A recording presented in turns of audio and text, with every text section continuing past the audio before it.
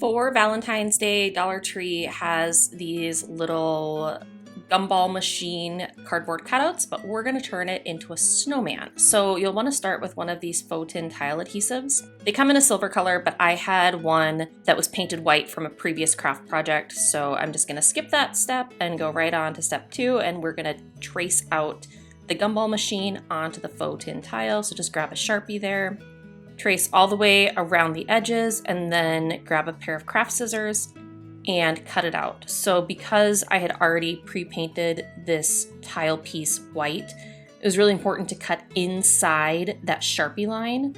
One, that's going to give you the most accurate fit on top of the cardboard cutout, and two, you don't want Sharpie showing on the edge of your finished project.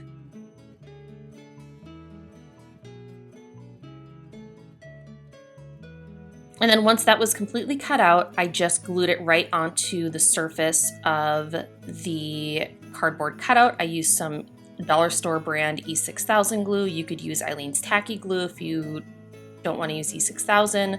I just probably would not use hot glue because depending on the temperature of your hot glue gun, you might end up melting the tin tile piece as you smooth it down on the project.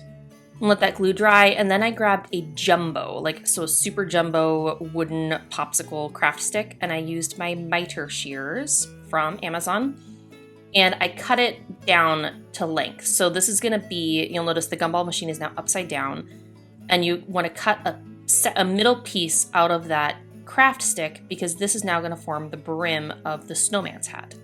And so once I had those two pieces cut down to the right length, there's my little brim. And then I just pulled out some DecoArt home decor chalk paint. This is a gray color called Maui Sand, and a little tiny piece of a dish sponge. So you could use a dry brush paintbrush technique.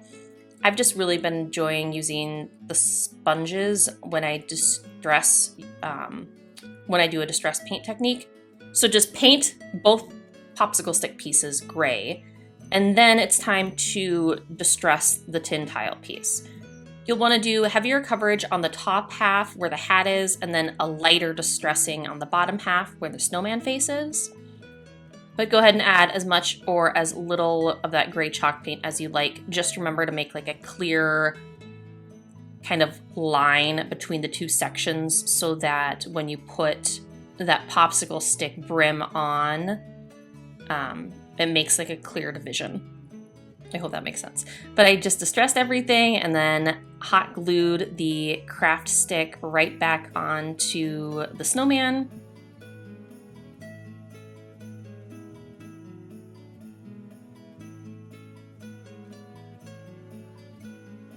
And then from there, it was time to make the face. So I'll speed this up considerably, but I just took a pencil and I kind of outlined 2 eyes, a carrot nose, and a mouth. And then just filled in with a fine point paintbrush and some chalk paint. So black chalk paint for the eyes. And then I used a combination of 2 different shades of orange chalk paint. I'll have to list them below because I don't remember them off the top of my head, but they're more, one's brighter orange and one is more of a coral color, just to kind of mute that bright orange down a little bit. And then I also, for the nose, instead of just painting a triangle, I painted a series of connected ovals. And I also didn't completely blend my 2 paint colors because I felt that would give my carrot a little bit more dimension. And then I should have done this while I was painting my craft stick, but I also painted that bottom little heart. You'll remember that was the top of the gumball machine. I just painted that gray so it would blend in with the ribbon that I'm going to put at the snowman's neck. So I just did a figure 8, 2 loops, crisscross tie them in a bow, and then hot glued that bow right into place. And then here's my finished little snowman. I think this would be a great addition to a winter wreath. So if you have a plain boxwood or any type of solid green wreath, you could pop this right in for a quick and easy winter wreath project.